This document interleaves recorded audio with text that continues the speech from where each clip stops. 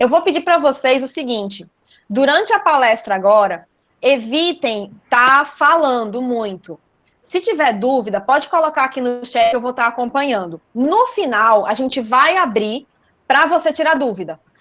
E aí, se tiver alguma dúvida que eu olhe assim, caramba, essa dúvida agora realmente é importante da gente falar agora, então aí a gente já pega essa dúvida e já fala sobre ela. Mas se não, não se preocupe que você não vai sair daqui, de preferência, sem dúvida retirada.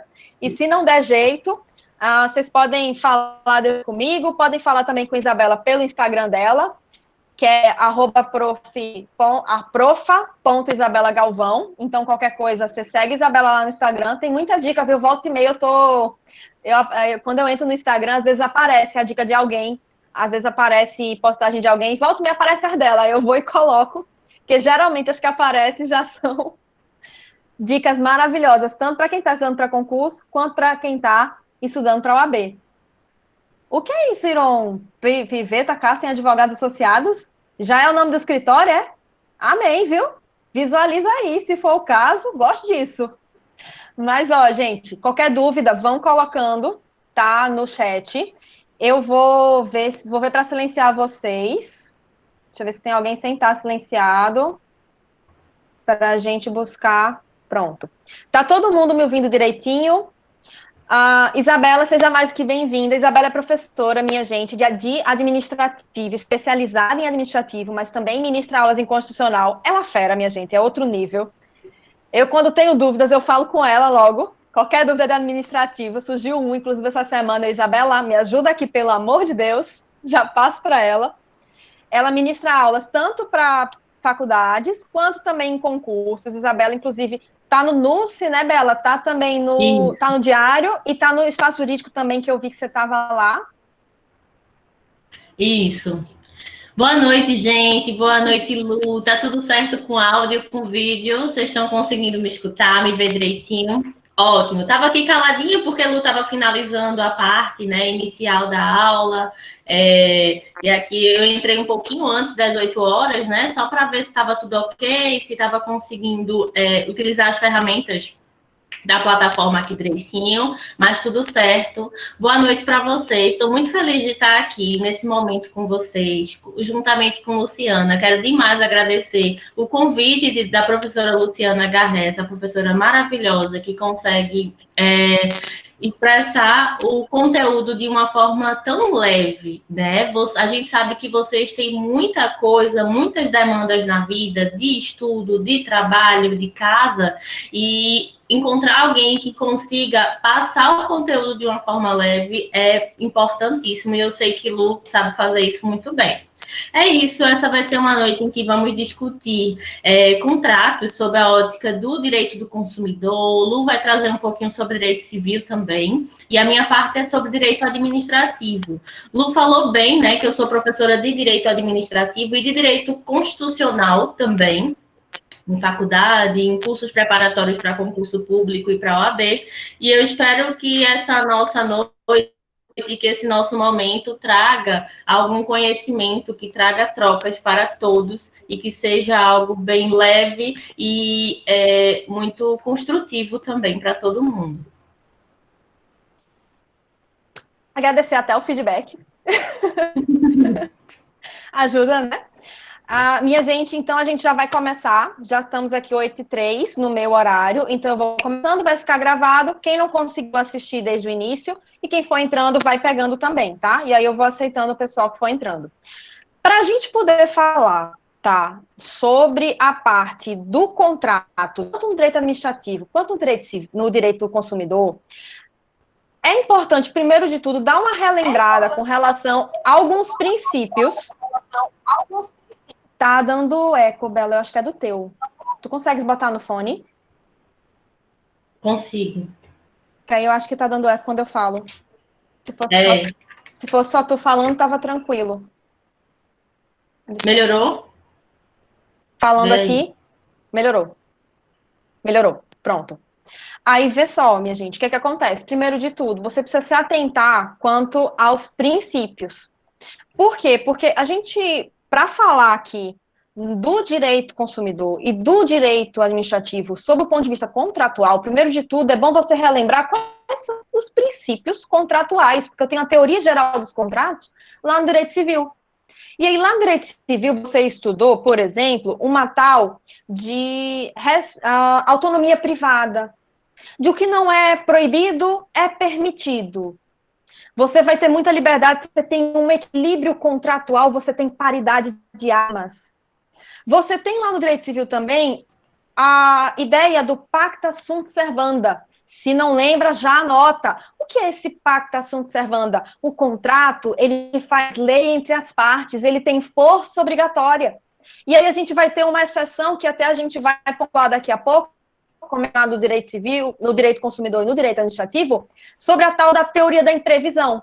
Será que aplica a teoria da imprevisão aqui no direito consumidor, aplica no direito administrativo? Porque lá no direito civil aplica. E eu posso ter, inclusive, tanto a modificação de cláusulas, quanto a questão da resolução do contrato por conta disso, por uma situação excepcional, eu ter uma onerosidade excessiva. Estou tentando me recordar agora o artigo especificamente do Código Civil, mas está lá pelo 478, 479, é um desses dois que vai falar sobre isso.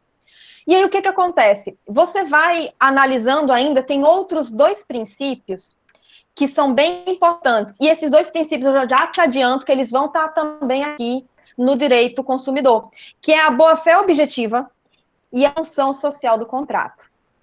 A boa-fé objetiva, ela vai estar relacionada não àquela ideia das boas intenções. Gente, aqui no direito contratual, de boas intenções, o inferno está cheio. Estou aqui no direito civil, tá? Foca aqui comigo. No direito contratual, o direito civil vai trazer para a gente, de boas intenções, o inferno está cheio. E aí, o que acontece? Não me interessam as intenções nesse aspecto da boa-fé objetiva. Vai ser importante a intenção quando você estuda, por exemplo, os capião. Quando você vai estudar lá a questão da extraordinária, da ordinária, do justo título, do sem justo título, do tem boa-fé, não tem boa-fé. Mas no caso da teoria contratual, a teoria geral lá do direito civil, eu não vou me importar com a intenção, eu vou me importar, em sim, com o comportamento esperado. Inclusive, já anota que caiu uma questão uma vez na OAB, em que eu apliquei a boa-fé objetiva em um período pré-contratual, que foi uma situação em que a PJ, a indústria, entregava sementes para os produtores rurais, e os produtores rurais pegavam e plantavam e colhiam, e a indústria ia e comprava a plantação. Todo ano fazia isso. Num dado ano, entregaram as sementes. Ora, comportamento esperado, que eles vão depois lá na frente comprar. E eles não compraram. E foi isso num período pré-contratual, em que eu tinha um comportamento esperado de fechar aquele contrato, deles fazerem a compra daquela colheita. E aí eu tive a quebra da boa-fé objetiva. A função social, ela vai estar relacionada a que eu não vou simplesmente olhar sob o ponto de vista formal o contrato, de ele estar lindo, perfeito e maravilhoso, segundo as regras aqui do direito contratual, pura e simplesmente. Eu vou olhar também o conteúdo. Se o conteúdo está conforme, está adequado, está compatível com todo o meu ordenamento. Eu posso, às vezes, ter um contrato lindo e maravilhoso, mas que ele está tendo problemas, do ponto de vista de conteúdo, de estar afetando, por exemplo, alguma área de preservação permanente, que você estuda lá em direito ambiental. E por aí vai. E tem a questão também da relatividade dos efeitos, que os contratos, em regra, vão fazer aqui efeitos entre as partes e ninguém de fora vai estar, a princípio, se metendo. Aí eu lanço para a Isabela. Como é que vai funcionar? Alguma dessas ideias da teoria geral do Código Civil vai aplicar aí no direito administrativo? Sim, se aplica. Eu, quando falo de contratos administrativos, inclusive, é importante a gente pontuar que eles são regidos pela Lei 8666 de 93. Eu não sei se vocês já pagam a cadeira de Direito Administrativo. Se sim, pode falar aqui no chat que eu tô... Mas se pagam a cadeira de Direito Administrativo, possivelmente já... sim, né? Estou vendo aqui. Já estudam licitação, contratos administrativos, já viram a Lei 8666 de 93. Alexandre está dizendo, já paguei, não é coisa de Deus, não. Veja só, é isso mesmo, é o que o pessoal diz, lei 8666, dizem que é a lei do capeta. Mas calma, a gente vai clarear, a gente vai trazer tudo de uma forma mais fácil. É essa lei em que se baseiam os contratos administrativos, tá? Só que no que essa lei fosse lente, subsidiariamente, a gente vai aplicar o que o Código Civil traz sobre contratos administrativos. E quando a gente fala o que o Código Civil traz sobre os contratos regidos pelo direito privado. Então, a lei que vai se aplicar primariamente aos contratos administrativos é a 8666 de 93. Mas no que ela fosse lente, eu vou lá no Código Civil. E diversos aspectos da teoria geral dos contratos se aplicam aos contratos administrativos, como a lex interpartes, o pacta sunt servanda, que é o contrato faz lei entre as partes, os contratos eles devem ser cumpridos. Tem alguns aspectos diferenciados? Tem. Por exemplo, no direito civil, a gente tem a ideia de paridade entre as partes, né? Que eu já vi Lu pontuar, paridade entre as partes. No direito civil, nos contratos regidos pelo direito privado. Quando a gente vem para o direito administrativo, esta paridade não vai existir. Por quê? Porque a gente parte do pressuposto que a administração pública, ela age pautada pelo interesse público. E existe um princípio que vai fundamentar isso, que é o princípio da supremacia do interesse público sobre o interesse privado. Então, se nos contratos administrativos existe a administração pública de um lado, a administração pública contratante, agindo pautada no interesse público, e o contratado, por outro lado, a administração pública contratante, ela não vai estar em pé de igualdade, ela vai agir numa posição superior, porque ela vai dizer, eu estou agindo em nome do bem coletivo, então eu vou poder tomar certas atitudes, mesmo sem a sua anuência, contratado, porque a gente não está em uma posição de paridade, como nos contratos regidos pelo direito civil, tá? Então, são, de uma forma direta, são essas as principais diferenças e as principais similaridades entre o que Lu falou e os contratos administrativos. Olha aí, minha gente, já anota aí, já pegou várias dicas. E, ó, quando a Isabela saiu falando agora dessa diferenciação de forças, no direito consumidor a gente também tem. A diferença é que a gente não vai ter, de um lado, o Estado, mas sim, de um lado, um particular, aqui, algum fornecedor, né, que pode ser uma pessoa física ou jurídica, estão lembrados? Fornecedor pode ser pessoa física ou jurídica. E do outro lado eu tenho um consumidor. E esse consumidor, eu vou aplicar a teoria finalista. Então, o consumidor, segundo lá, quando você pega o artigo 2º, o artigo 3º, que vai me trazer os conceitos de consumidor e de fornecedor, eu vou aplicar a teoria finalista. Então, o consumidor é o destinatário final daquele produto ou serviço. Só que se atentem ao seguinte, eu tenho a possibilidade, que eu destaquei até nas aulas com os alunos de consumidor, da teoria finalista mitigada, de mesmo não sendo o destinatário final, eu aplicar ali o Código de Defesa do Consumidor, porque eu vou ter ali aquela comprovação de que existe uma vulnerabilidade. E aí aqui um ponto-chave no consumidor é essa ideia de vulnerabilidade. Quando no direito civil ele fala do equilíbrio, da paridade de armas, aqui a gente pensa num certo equilíbrio, mas eu já tenho um desequilíbrio natural. E até por conta disso, eu vou ter várias normas, vários direitos e vários deveres também por parte do fornecedor com relação ao consumidor. O consumidor precisa ser protegido. Gente, o artigo 6º, ele é crucial, tá? Se você não leu esse artigo 6º, dá uma olhada, porque ele vai trazendo vários direitos que o consumidor vai possuir. E esses direitos devem ser observados pelo fornecedor. A gente vai falar daqui a pouquinho, um pouquinho sobre cláusula abusiva. Daqui a pouco eu vou comentar sobre ela. Só que aí o que acontece? Eu tenho também práticas abusivas. Se você olhar lá pelo artigo 40, 41, você vai ver falando sobre isso. E aí eu posso ter, antes mesmo de eu ter um contrato, eu ter prática abusiva. E eu tendo um contrato, eu posso ter chamadas cláusulas abusivas.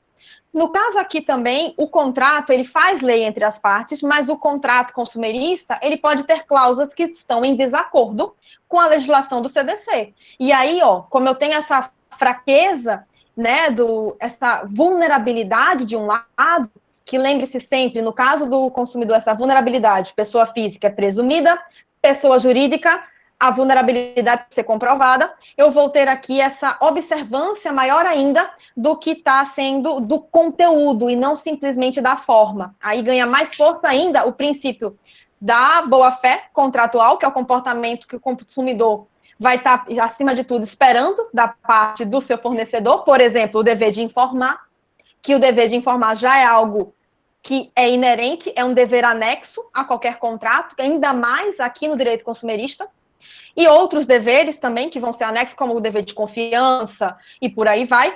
A questão dos dados do consumidor. Rapaz, está tendo discussão, inclusive, com relação aos dados, porque, de repente, os dados do consumidor, Isabela, eu estou aqui com um banco, passo dados para o banco, aí outro banco, outra pessoa que tem nada a ver com aquele banco tem meus dados. Será que isso pode? Será que isso não pode? Na realidade, tem limitações aí. E tá aí essa força maior, mostra ainda mais, que de repente tem um outro banco, uma outra instituição aí poderosa que está tendo os meus dados consumidor, mas que não deveria ter. E aí nisso também você pode ter o Ministério Público acionado e tem outras também repercussões que a gente vai tratando mais adiante. Aí no caso até, Isabela, do direito administrativo, porque quando eu penso aqui no direito consumidor, eu vou pensar num contrato, né, que ele vai ser assim, eu vou focar muito na questão do conteúdo do contrato, não simplesmente na forma. Eu vou estar focando nessa questão de que o consumidor é uma parte mais vulnerável, então eu tenho que ter uma observância, tanto quanto a cláusulas abusivas, lá do artigo 51, quanto a questões relativas a, por exemplo, o artigo 6º, que seriam os direitos do consumidor, que estão ali bem discriminados, e outras práticas abusivas e outras cláusulas abusivas que possam haver no contrato. E aí, no caso do direito administrativo, tem, assim, alguma classificação específica, tem características específicas do contrato administrativo? Porque aqui a gente tem, no direito consumerista, muitas vezes um contrato de adesão, e não a ideia que lá no direito civil, a princípio, eu vou ter o contrato sendo elaborado, construído entre as partes. No direito consumidor, essa lógica se inverte. Muitas vezes eu prevaleço com os contratos de adesão, aí vem a importância ainda maior de eu ter essa proteção do consumidor. E no direito administrativo, como é que funciona, né, essas características, como é que é esse contrato aí?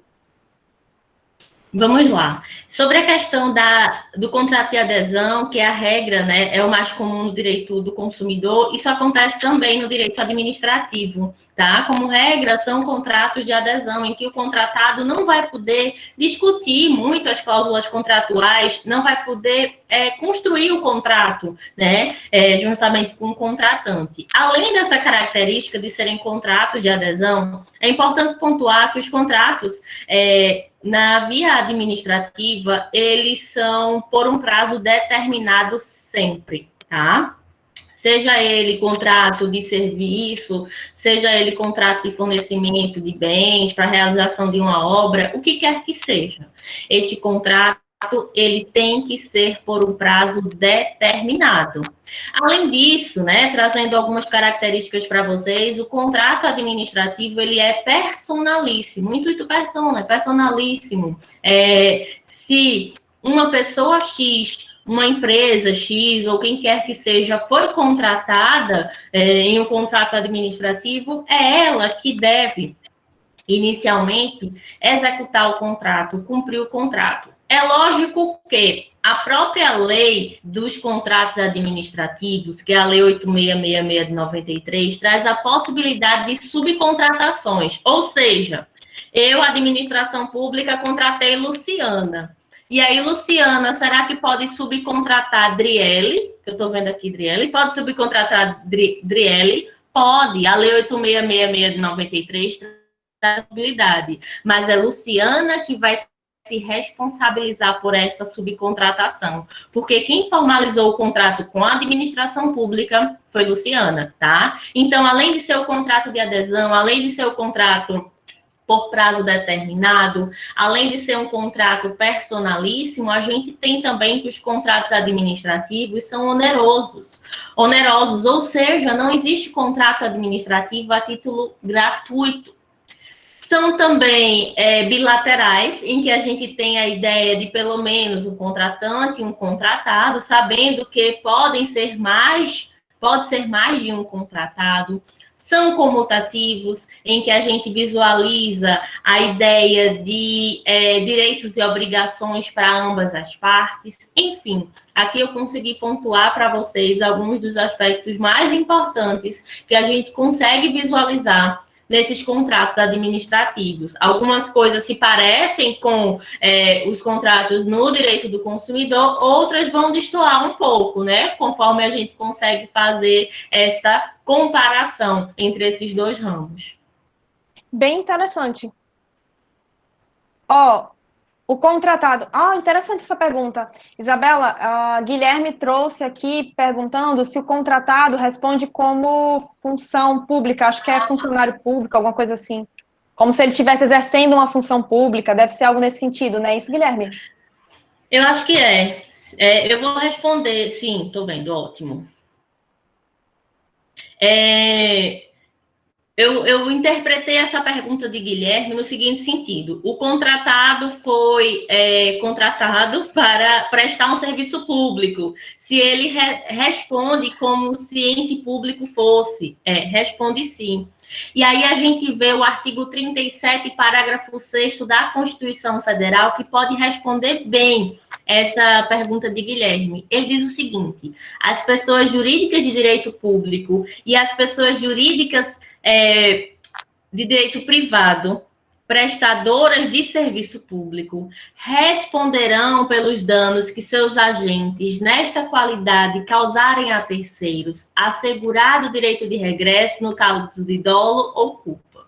É isso que o artigo 37, parágrafo 6º, traz para a gente.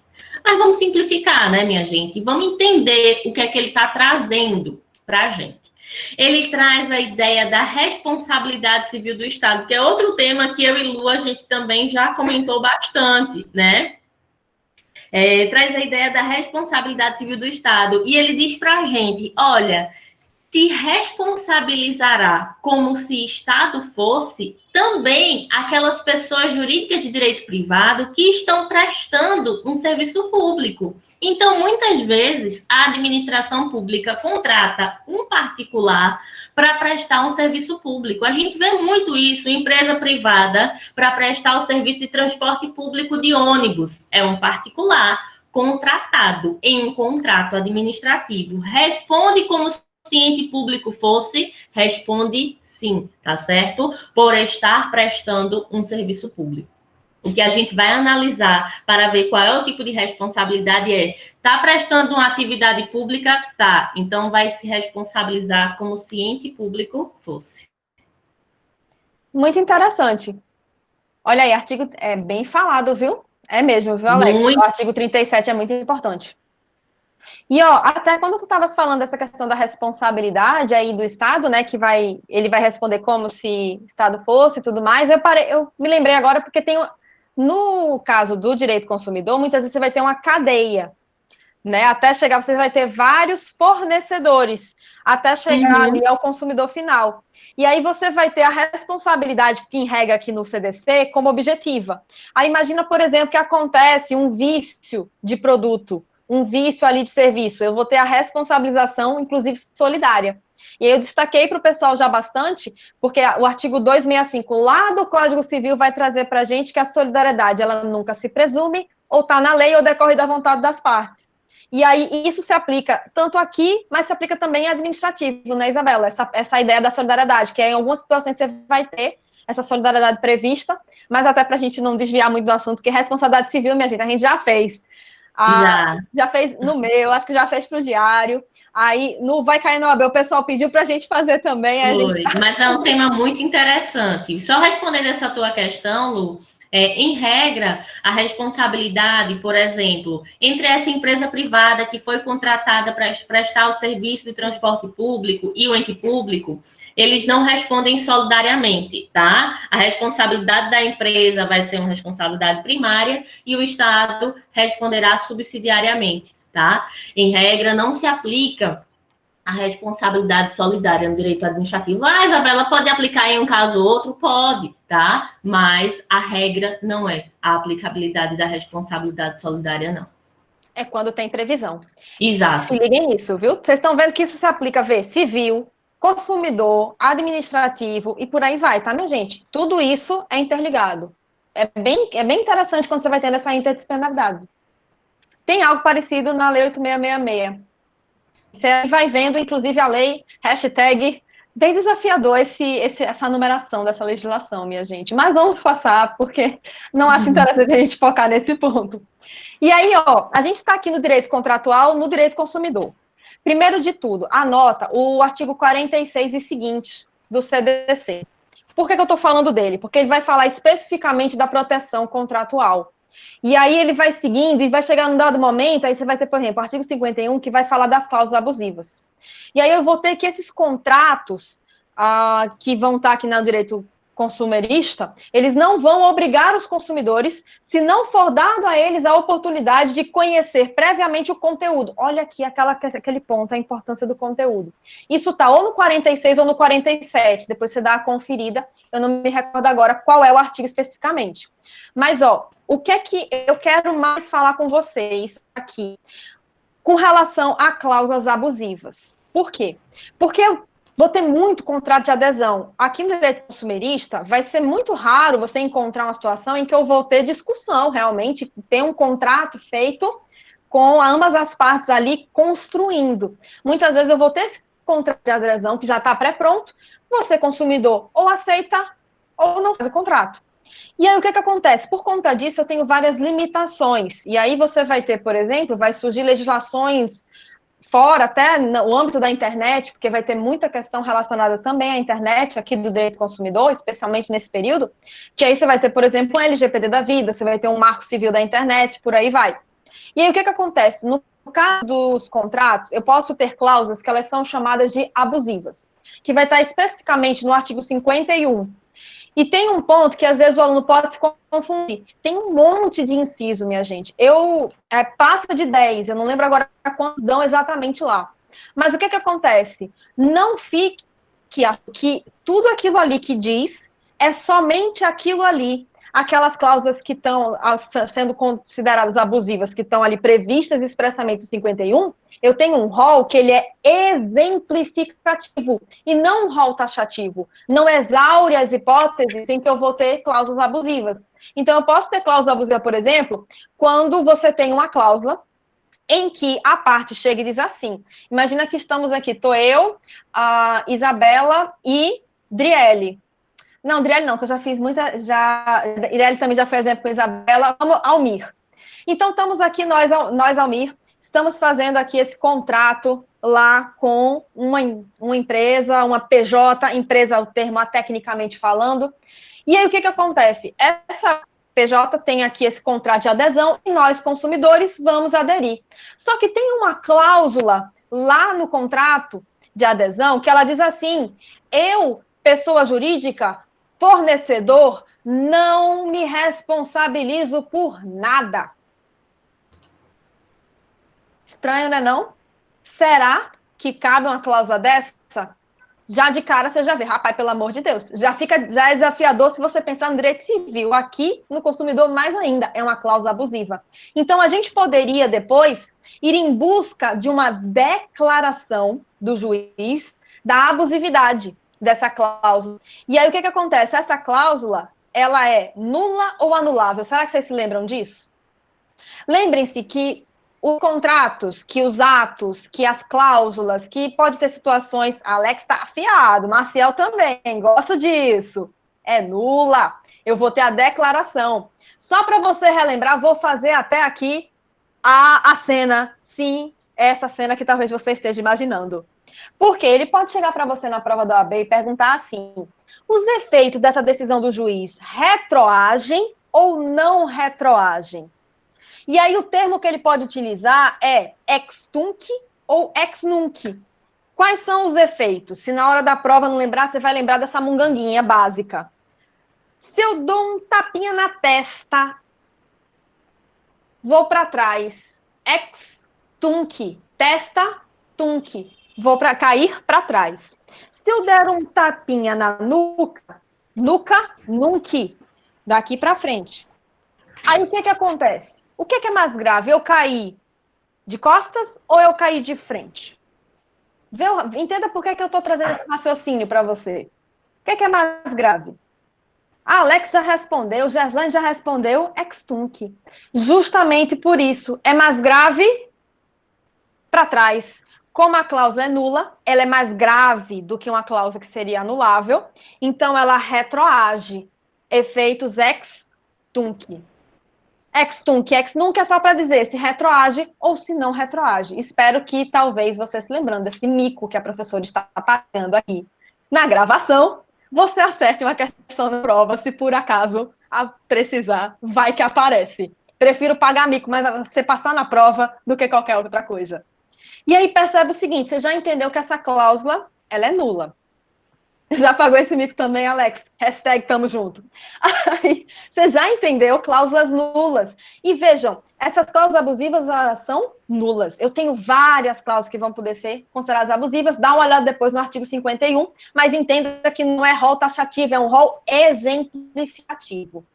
E aí, o que acontece? Eu posso ter, inclusive, uma revisão contratual, que está lá previsto no artigo 6º, inciso 5º do CDC, eu posso ter a revisão e a modificação de cláusulas. Se eu tenho uma cláusula que ela é abusiva, ela vai ser nula.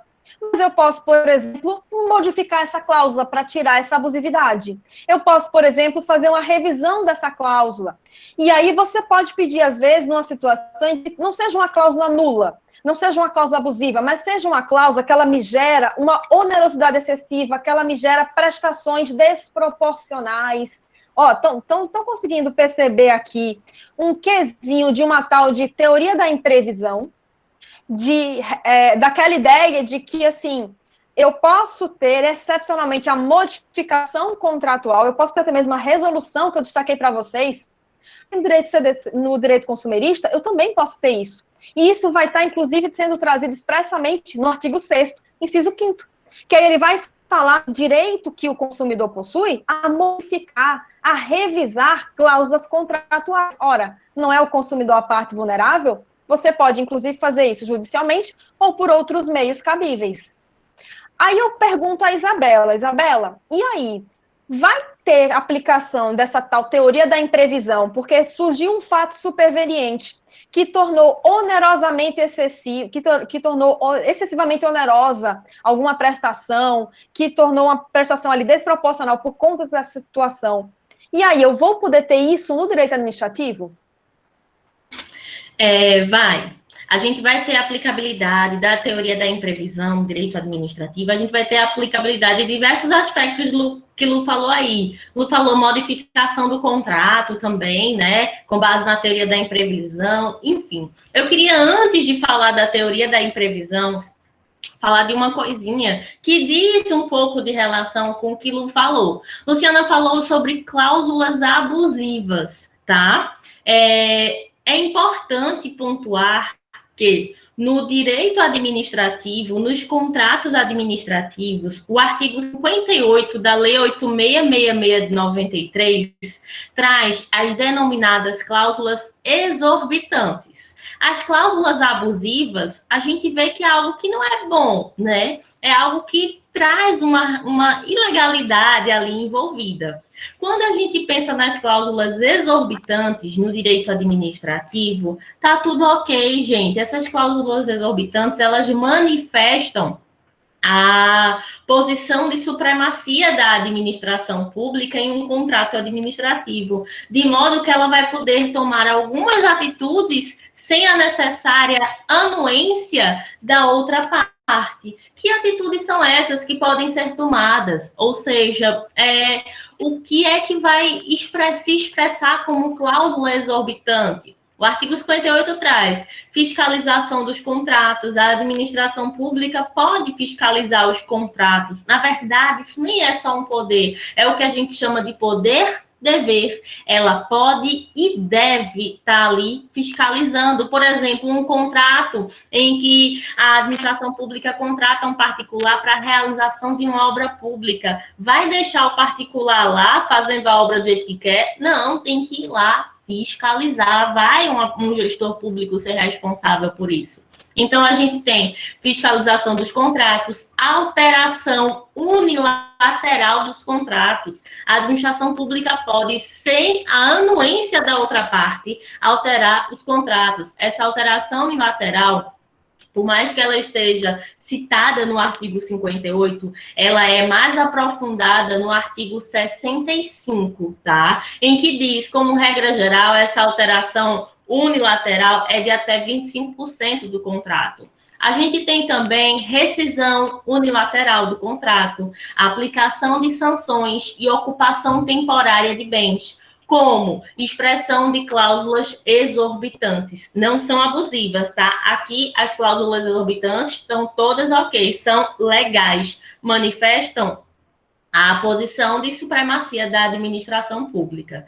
Tranquilo. Aí, falando isso, eu vou falar agora da teoria da imprevisão, né? Que foi o tópico que Luciana me perguntou aqui. Sim, como eu já falei para vocês, ela é aplicada no direito administrativo, ela parte do pressuposto que, em contratos administrativos, a gente tem, por mais que não haja uma paridade entre as partes, a gente precisa do equilíbrio daquele contrato. A gente precisa que ambas as partes estejam em lucros, em ganhos, né, equilibrados. E aí podem acontecer algumas situações que vão desequilibrar o contrato.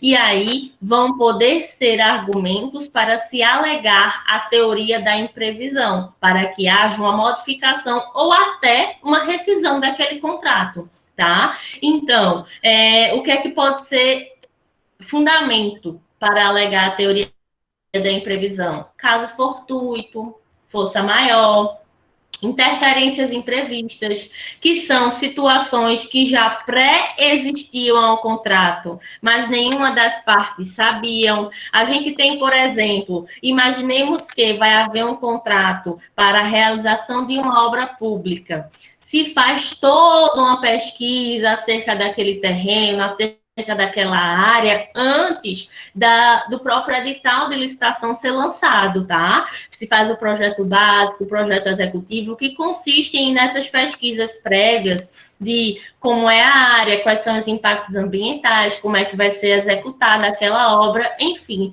Mas imaginemos que passou despercebido o fato de que aquele solo ali era um solo argiloso, que daria um certo trabalho para construir.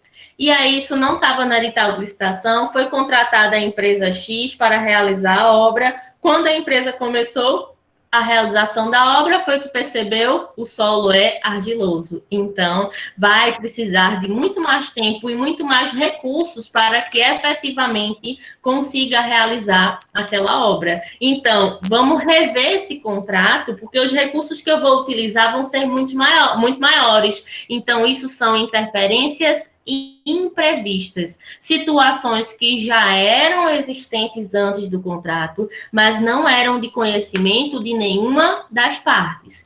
Vão trazer uma onerosidade excessiva para uma das partes, trazendo desta forma a necessidade de revisão daquele contrato, tá? A gente tem também como justificativa para se alegar a teoria da imprevisão o fato do princípio. Isso é muito falado, né, em direito administrativo. E o que é isso? É quando a administração pública toma uma atitude externa ao contrato e aquela atitude externa, de alguma forma, reflete naquele meu contrato em específico com a administração pública. Isabela, está muito abstrato, me ajuda? Calma, vou ajudar. Imaginemos o seguinte, eu tenho um contrato com um órgão público para fornecimento de remédios. Eu sou um laboratório, tenho um contrato com órgão público para fornecimento de remédios. Para fazer aquele remédio, Ritalina, para fazer Ritalina, eu exporto uma substância X.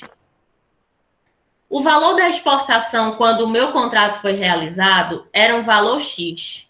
Quando eu vou começar a executar o contrato, passa a ser 5x, porque houve um aumento na tributação. E aí, esse aumento de 5 vezes na tributação vai fazer com que o meu produto final fique muito mais caro. Dessa forma, eu digo, olha, vamos rever esse contrato, porque o aumento da tributação foi uma atitude da própria administração pública, que não tem relação direta com o meu contrato, mas de alguma forma refletiu nele. Isso é o chamado fato do príncipe. Por outro lado, a gente tem o fato da administração, que são atuações da administração pública diretamente relacionadas ao contrato, em específico, que vão ocasionar uma onerosidade excessiva e, por isso, uma necessidade de revisão daquele contrato, de alteração dos termos, alteração dos lucros daquele contrato, né? Nesse sentido, a gente vê a aplicabilidade da teoria da imprevisão nos contratos administrativos. Muito interessante, viu? E assim, eu estava aqui conferindo o chat, porque aí foi tendo algumas dúvidas. Aí até a Isabela tem uma dúvida de Guilherme quanto à CELP, que aí ele questiona, né? A CELP, uma vez que é um serviço público, ele diz, mas tem um contrato de adesão de fornecimento, como é que seria esse caso da CELP? O que é que aplicaria? Qual seria a legislação aplicável a ela? Exato. A CELP presta um serviço público, né?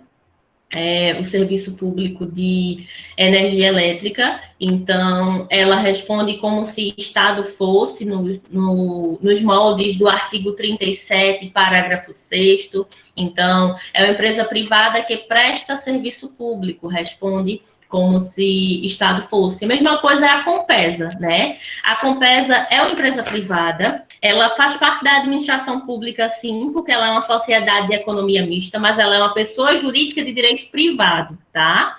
E aí ela presta um serviço público e responde para fins de responsabilidade civil como se Estado fosse. A pergunta de Guilherme em específico é assim, Isabela, olha, a CELP é uma empresa privada que presta um serviço público e o contrato que ela tem com os seus clientes são contratos de adesão. Eu acho que é no sentido de isso pode acontecer, pode, Guilherme, é comum, isso é o ideal realmente nesses tipos de contrato para fornecimento de serviço público que sejam contratos de adesão. Agora, certo, se houver alguma abusividade ali, isso pode ser discutido na esfera tanto administrativa quanto na via judicial, mas em regra, sim, são contratos de adesão, esses para fornecimento de serviço público, tá? Pronto, acredito que ficou claro, né? Espero que tenha ajudado, Guilherme. E no caso, Gilmar está me questionando com relação a esse rol das cláusulas abusivas, né? Que é um rol exemplificativo. E aí, o que que configura uma cláusula abusiva? Professora, e aí, como é que eu sei se aquela cláusula é abusiva ou não? Então, verifica o seguinte, já num primeiro momento, o consumidor ele já está em desvantagem. Já nas negociações, ele já está em desvantagem.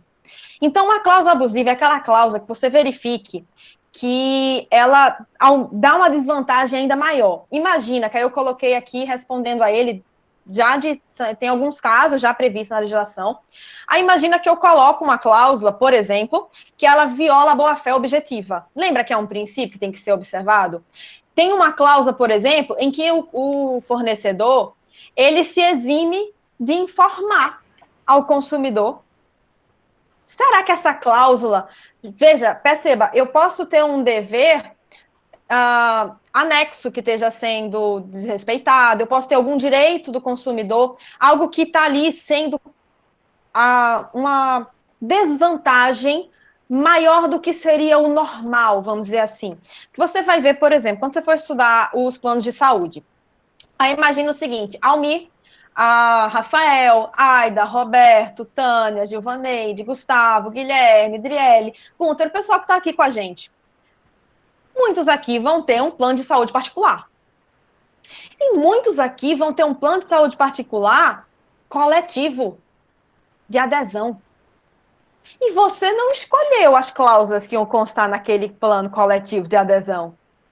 E aí, sabe o que acontece? No plano individual, para vocês terem a noção, porque também você vai analisando cada um dos contratos. No plano coletivo, no plano individual, você vai ter a ANS, que é a agência reguladora, ela trazendo um parâmetro de quanto eu posso ter de reajuste anual.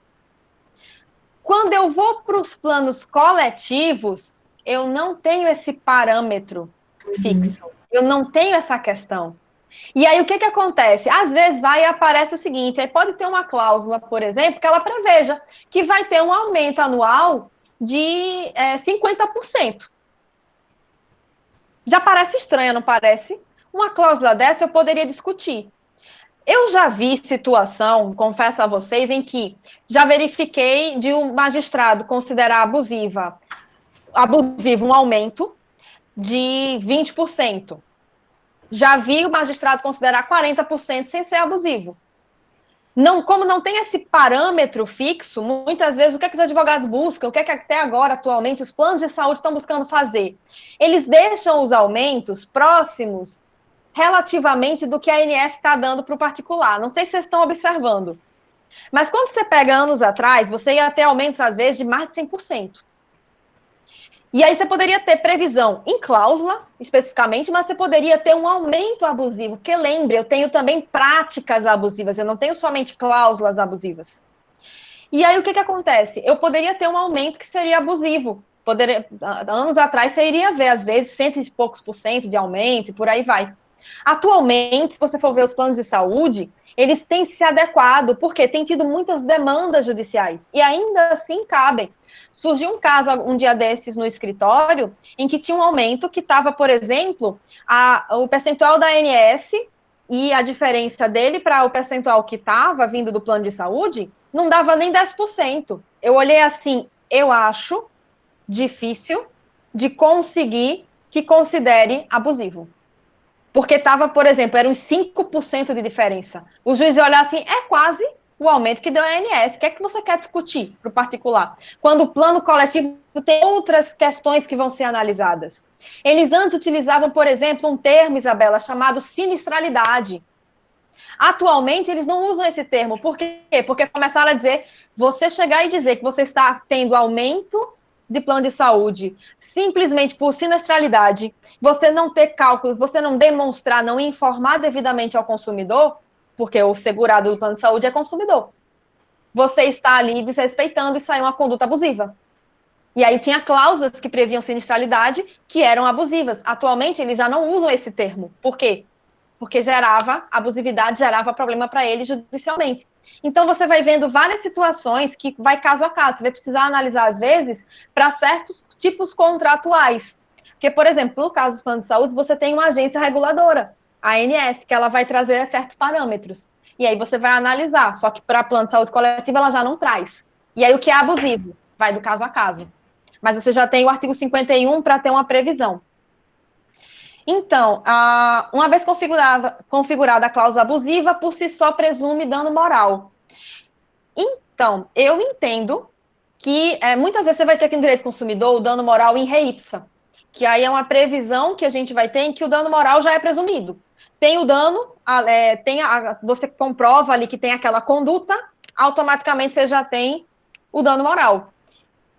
O entendimento, que também eu sigo, é o de que haveria sim esse dano moral in re ipsa. Você não precisaria, o fato de ter essa cláusula abusiva, você já gera aí esse dano moral presumido. Agora, você tem que se atentar também para o quantum, tá? Cuidado, Gilmar, nesse aspecto. Se atentem para um quantum. A gente não tem, e no direito do trabalho até o pessoal discute, desculpa até a gente sair falando um pouquinho mais sobre isso, mas já que estamos falando, o direito do trabalho, por exemplo, eles trazem um rol, né, uma espécie de parâmetro bem fixo de dano moral. E tem muita discussão se aquilo ali é ou não compatível com o ordenamento, inclusive com questão constitucional.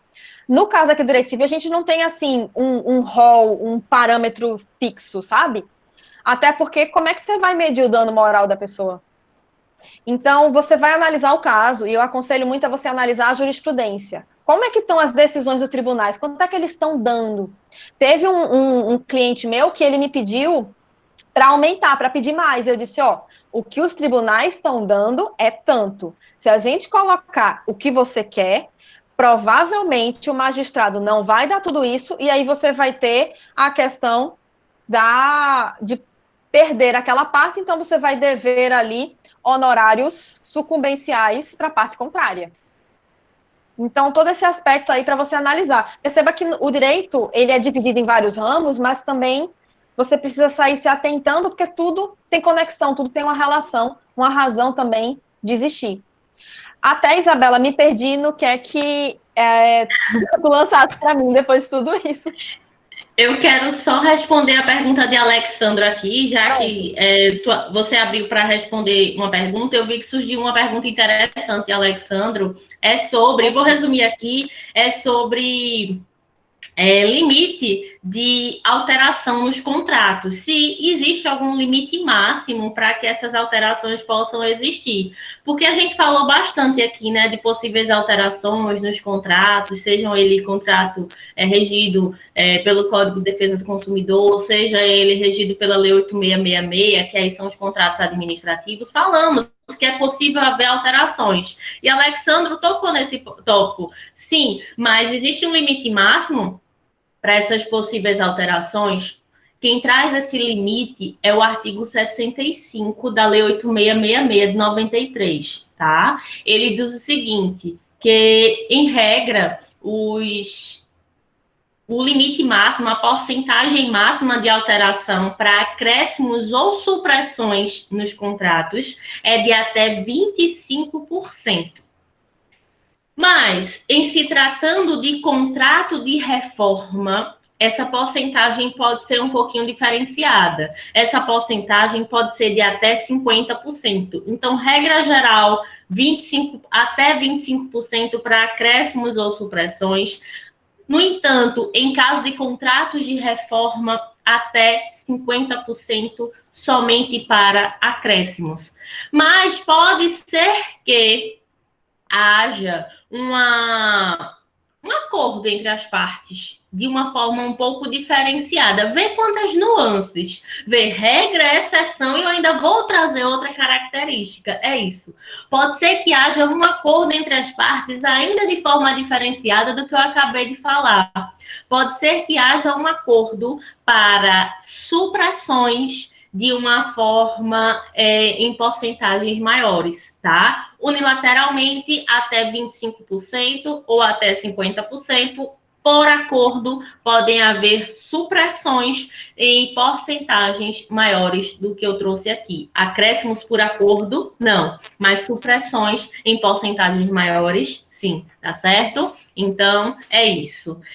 Sobre o tópico que eu ia trazer, Lu, eu falei sobre a teoria da imprevisão. Eu acredito que agora a gente iria falar sobre extinção contratual. Interessante, sim. Gente, sobre extinção contratual até, eu queria que vocês relembrassem sobre o seguinte. Eu tenho a figura da rescisão em sentido geral.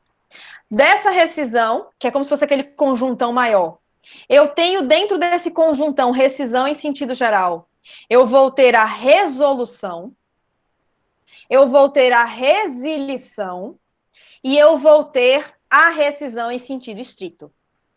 No caso da rescisão em sentido estrito, é quando eu tenho lesão a direito. Já anota aí. No caso da resolução, é quando eu vou ter o não cumprimento, o inadimplemento ali daquele contrato que foi feito. Isso aqui é teoria geral mesmo, o direito civil traz, e que vai também ser trazida para direito consumidor, tá?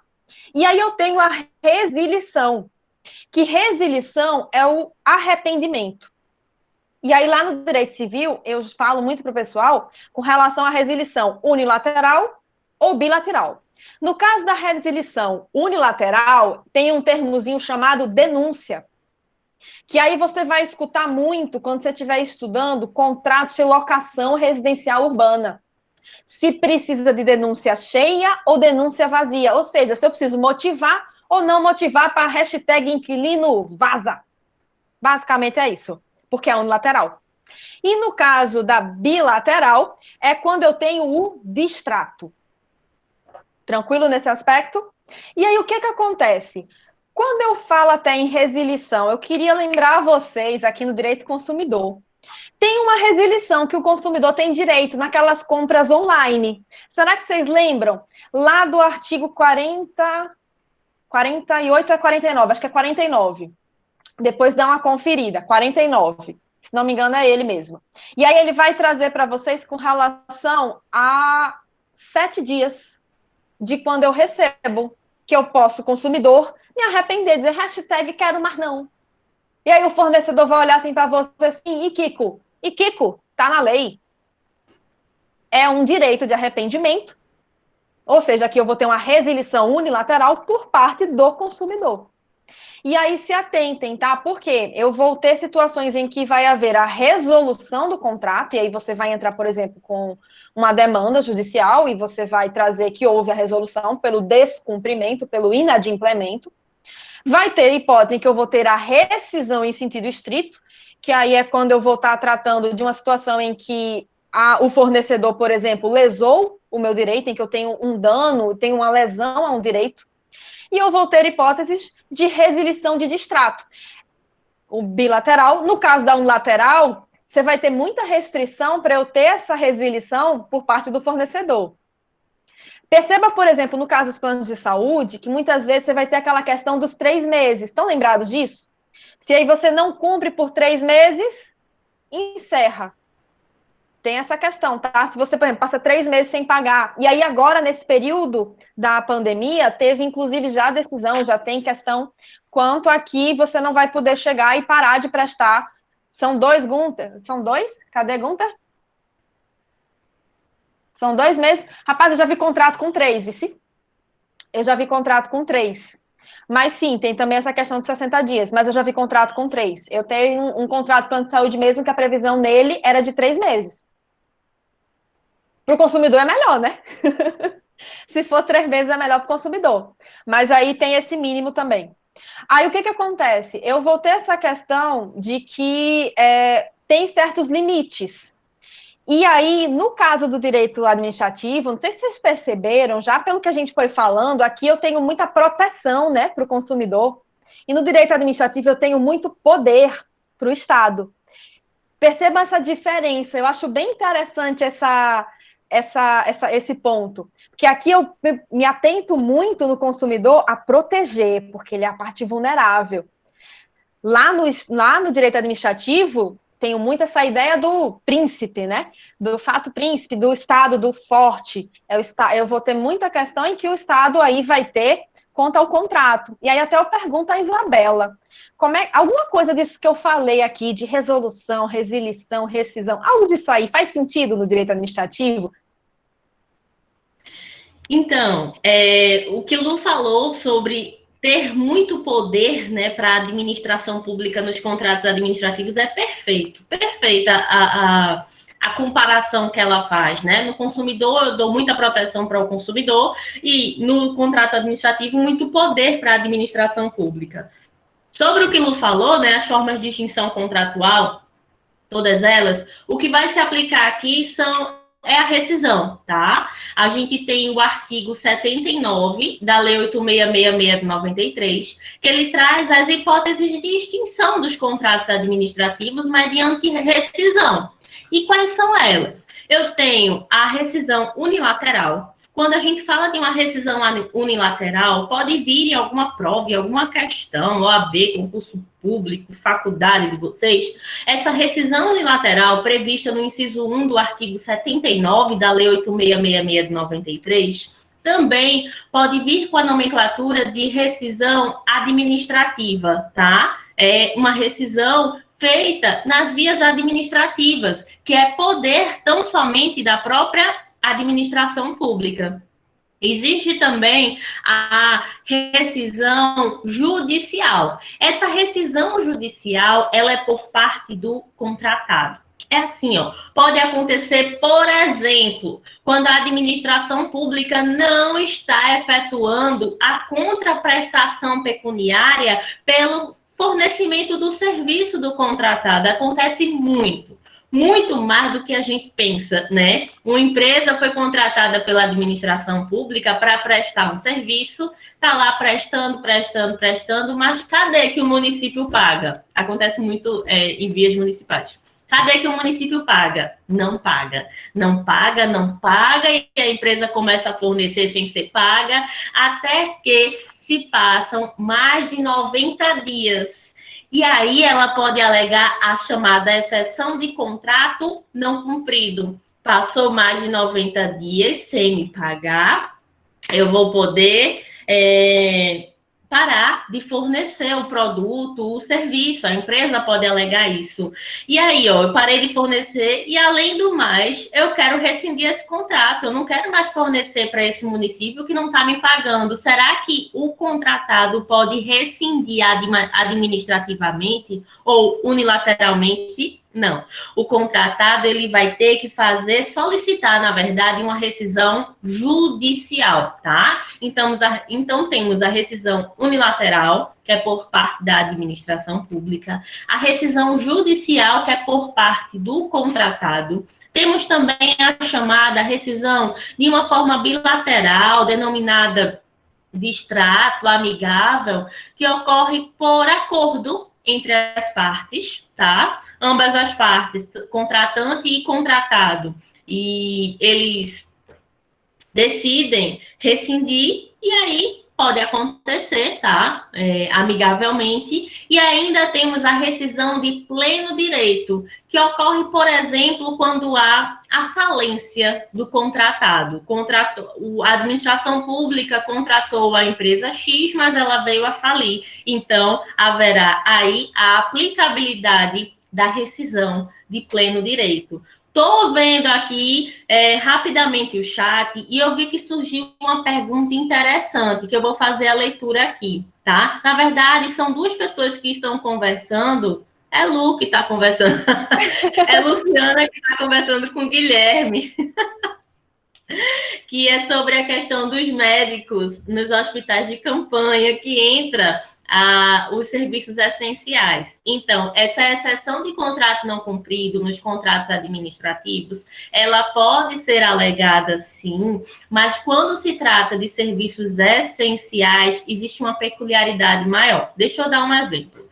Imagina que eu sou empresa que forneço oxigênio para hospitais públicos. Fui contratada pelo Estado de Pernambuco para fornecer oxigênio para esses hospitais do Estado de Pernambuco. Ótimo.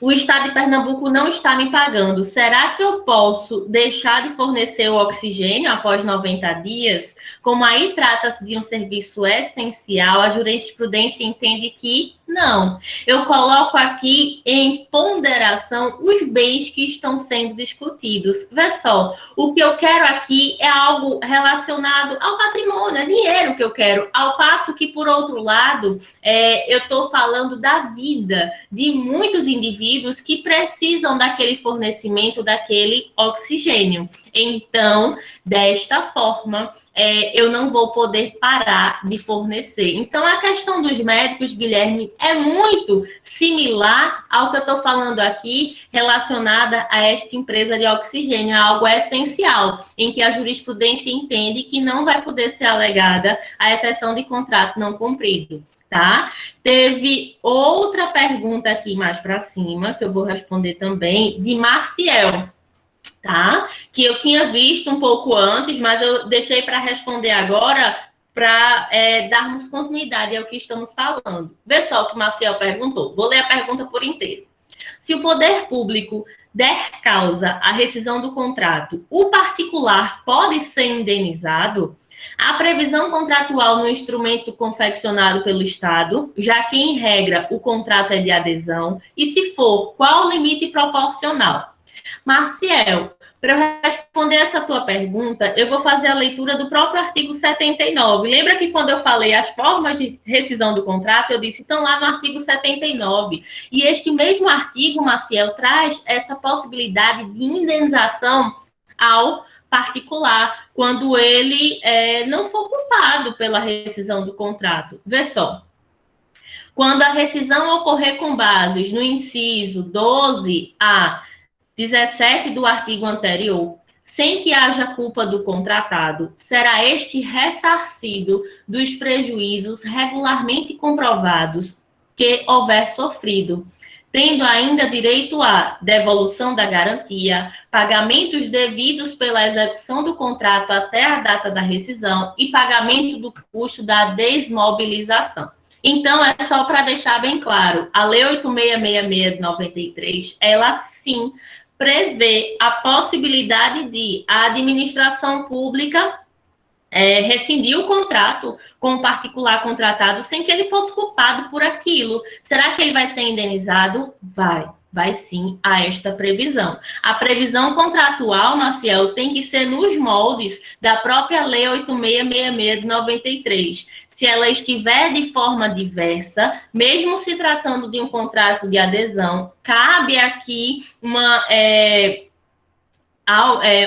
ação judicial para demonstrar a ilegalidade da cláusula que traz algo diverso do que prevê a Lei 8666 de 93, tá? Espero ter respondido tua pergunta. Cabe sim indenização nos moldes do artigo 79, tá? Então é isso. O que eu tinha para falar sobre extinção contratual é isso. Ainda há algo bem importante para a gente finalizar esta nossa fala sobre contratos aqui, esta nossa comparação, que é no tocante às sanções, né, Lu? No direito do consumidor, a aplicabilidade das sanções. Antes disso, Bela, o Wellington trouxe a questão de reajuste nos últimos 5 anos. Aí até eu queria vamos falar um pouquinho de nada, só para o pessoal lembrar sobre prescrição. Só bem rapidamente, assim, a gente vai só pincelar, tá, gente? Só para você dar uma relembrada. Gente, no direito consumerista já teve muita discussão, tá? Entre o prazo de 3, dependendo aí do que era que você estava em busca, do 5 e do 10. No direito consumerista, eu mesma sempre peço os últimos 5 anos. Confesso a vocês.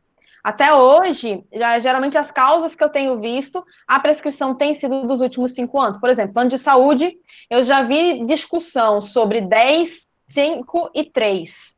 Só que como aplica o CDC, eu trouxe o entendimento justamente que seriam os últimos 5 anos. Então é bom você se atentar a isso. Por quê? Por que 3 anos eu estou falando sobre isso? Porque lá no artigo 205, 206, 207, que vão estar falando sobre todas essas partes aí, você vai ter, trazendo, por exemplo, o prazo de 3 anos prescricional para você receber ali uma indenização, para você ir em busca, por exemplo, de uma reparação civil. Isso aí, direito civil traz. Mas se eu tenho uma legislação específica, que ela traz um prazo específico, então eu aplico essa legislação específica. E aí, eu entendo que aqui no direito consumidor, a gente traz esse prazo de 5 anos. No caso até, Isabela, lanço para você como é que fica aí no direito administrativo. Tem algum prazo específico de prescrição? 5 anos também, Lu. E, assim, o prazo prescricional para o direito administrativo, de uma forma geral, é bem simples, tá? Quando a gente vai estudar improbidade administrativa, o prazo prescricional é de 5 anos. Quando vamos ver licitação, contratos administrativos, o prazo prescricional é de 5 anos. Atos administrativos, prazo prescricional de 5 anos. Então, nesse aspecto, o direito administrativo é bem simples, é bem direto. Vai se aplicar o prazo prescricional de 5 anos, sim, na maioria das hipóteses. Pois é bem direto, né? Ajuda um pouquinho, né? Nesse aspecto. O pessoal reclama de direito administrativo. Olha aí, gente, bota 5 anos para tudo que está resolvido, tá? Tem grandes chances de acertar, é o que eu digo. Esqueceu o prazo, coloca 5 anos, tá? Coloca 5 anos que tem grande chance de acertar. Olha aí. No direito civil eu já não posso dizer isso, minha gente. Não pode. Já não posso. Só de prazo prescricional eu tenho 6 opções. Vai de 1 a 5 e ainda tenho 10. Mas, espero que a gente tenha ajudado também nesse aspecto, viu, Wellington? Quanto a esse prazo aí prescricional para dar uma revisada. Aí, vê só, no caso também a gente eu estava até vendo aqui a anotação da gente, dessa questão das possíveis sanções, né, Isabela? No caso aqui do direito consumerista, no direito civil, você vai ter aquela ideia, né, de que entre as partes, os particulares, então você vai ter um menor envolvimento ali estatal. No caso aqui do direito consumerista, a gente vai ter um envolvimento estatal maior, vai ter um intervencionismo bem maior, porque lembra, eu estou com o consumidor parte vulnerável. E aí, inclusive, o que acontece? Porque a gente tem a intervenção do Estado, se você for pensar de uma forma bem genérica, quando você vai pensando ali, no caso do legislativo e do judiciário, tá. Mas eu também posso ter aqui, sob o ponto de vista do administrativo, porque sabe o tal do PROCON, que você escuta muito falar dele? O PROCON, eu já vou logo te dizendo, ele é um órgão. Ele é um órgão. Ou seja, lá no direito administrativo tem essa diferenciação, né, Bela? Com relação a órgão e ente. E aí é uma diferenciação bem relevante. Vou deixar para ti, para lançar essa diferenciação, que aí ninguém melhor do que você para explicar. Mas para vocês terem noção, por ser um órgão, ele não vai ter uma autonomia. E ele é um órgão que ele faz parte, é como se fosse um braço ali do município ou de um distrito. Imagina ali, por exemplo, o Distrito Federal. E pode ser um braço ainda do Estado, no sentido Pernambuco, Bahia, São Paulo, Estado nesse sentido, unidade estadual. Então, eu posso ter o PROCON como sendo um órgão municipal, distrital ou até mesmo estadual. E aí, o que acontece? Esse órgão PROCON, ele vai ter ali essa função de fiscalizar. Mas não só isso. Vocês sabiam que no PROCON você consegue muitas vezes resolver questões de direito do consumidor sem nem precisar ajuizar uma demanda judicial? Você tem situações no PROCON, inclusive, em que o PROCON ele vai poder fazer aqui um controle de até fazer uma interpretação das cláusulas do contrato, de dizer se aquela cláusula ali é abusiva. Repara a força que vai ter o PROCON. E ele tem uma coisa chamada, por ser aqui do direito administrativo, né, por ser um órgão dessa área aí administrativa, ele vai ter um tal de um poder de polícia. E aí ele vai poder ter ali também a execução de suas decisões. E é bem interessante porque o PROCON vai poder, por exemplo, aplicar multa. O PROCON vai poder, por exemplo, chegar e fechar estabelecimento. Você vai ter no CDC, lá nos artigos, deixa eu até ver qual é o artigo, acho que é 59, vou só conferir. Não, é o 56. Tá? Abri aqui o CDC para me lembrar. 56 vai falar para vocês de várias infrações de normas de defesa do consumidor que vão estar sujeitas aí às sanções administrativas, claro, sem prejuízo de sanções de natureza civil, de natureza penal, porque também, sim, pode haver o cometimento de crime aqui no direito do consumidor. Tem previsão de crimes aqui no direito do consumidor. Vê que interessante, tem uma parte aqui de responsabilização criminal também, embora o direito do consumidor seja eminentemente voltado aqui para uma área mais cível, mas tem também um viezinho administrativo, que aí você vai ter esses órgãos que vão estar sendo trazidos a partir do 57, e aí esse órgão que ele fala, né, que vai estar fiscalizando, mais especificamente vai ser o PROCON, que vai estar lá atuando de forma bem próxima e vai poder aplicar multa, vai poder aplicar advertência e muitas outras sanções administrativas possíveis. E fora essas sanções administrativas, eu também vou ter a possibilidade de ajuizar uma demanda judicial. Então, assim, quis trazer um pouco para vocês darem uma relembrada sobre o PROCON. Isso é algo que pode aparecer, inclusive, na sua prova. E aproveitando agora até, né, já pegou um pouquinho de direito administrativo e já passo para a Isabela aí no direito administrativo, nesse aspecto aí, como é que fica com relação aí, por exemplo, órgão, ente, como é que ficam as sanções também aí nessa área? Vamos lá. Isso, o PROCON é um órgão, né, e existe diferença assim entre órgão e ente, a gente trabalha bastante isso na aula de organização administrativa, em direito administrativo, e a diferença principal é que órgão não tem personalidade jurídica própria, ao passo que o ente, a entidade, possui personalidade jurídica própria. E aí, por isso que, como regra geral, o órgão, por não ter personalidade jurídica, ele não pode ser sujeito ativo ou passivo em uma relação processual. Ao passo que a entidade pode sim. Então, essa é a principal diferença e a principal consequência que há entre órgão e entidade, tá? No tocante às sanções nos contratos administrativos, essa é uma parte boa, né, gente? A gente gosta mesmo de penalidade, de sanção, vamos ver elas. E se estiver relacionada a dinheiro? Tem multa, tem sim. No tocante às sanções, elas estão previstas lá no artigo 87 da Lei 8666 de 93, a nossa querida lei que falamos tanto dela aqui, que eu sei que vocês amam, né? Chamam de Lei do Capeta, Lei 8 Capeta, mas a gente tá aqui, ó, simplificando, tornando-a fácil, tá? Ela vai deixar de ser a Lei do Capeta para vocês. E essas sanções quais são? Nós temos a advertência, que é a sanção mais leve. Nós temos multa, né? Que aí sim mexe no bolso daquele contratado. E o artigo 87 fala o seguinte: pela inexecução total ou parcial do contrato, vão ser aplicáveis algumas penalidades. Então, quando o contratado não cumpre muito bem o contrato, ele pode sofrer advertência, como eu já falei, multa, desde que essa multa esteja prevista ou no próprio contrato ou no edital de licitação. Temos também a suspensão de contratar com o poder público. Então, se uma empresa, ela, em um contrato administrativo, fizer muita besteira, ela pode ser suspensa de contratar com o poder público por um período de até 2 anos. E, por fim, a sanção mais grave de todas, que é a declaração de inidoneidade. Eu sei que vocês são futuros advogados, futuros promotores, juízes, que o Blanche da Boca Mole diga bem, né? Professores de direito, enfim, e vocês têm que aprender a xingar com classe a partir de então, né? Brigar de uma forma diferenciada, você é um operador de direito, vamos aprender a brigar com classe. Então, quando você tiver com muita raiva de alguém, vire para esta pessoa e fale: você é um inidôneo. Não tem xingamento pior do que esse.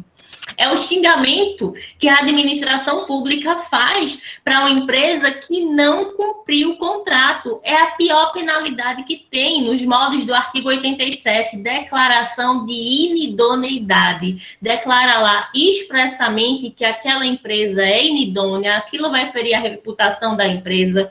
Durante o prazo que perdurar a declaração de inidoneidade, ela vai ficar proibida de realizar contratos com a administração pública de uma forma geral, porque realmente ela descumpriu o contrato de uma forma grave para ter recebido esta punição. Tá? É importante lembrar que as punições, logicamente, devem ser aplicadas cumprindo princípios como razoabilidade e proporcionalidade. Se não houver o cumprimento desses princípios, pode o contratado pleitear uma ação judicial alegando descumprimento de princípios da administração pública, princípios constitucionais, inclusive, tá bom? Então, são essas as sanções previstas. Sobre essa parte de sanções, finalizei e passo agora para que Lu possa falar um pouquinho mais, finalizar aqui com vocês. Pois é.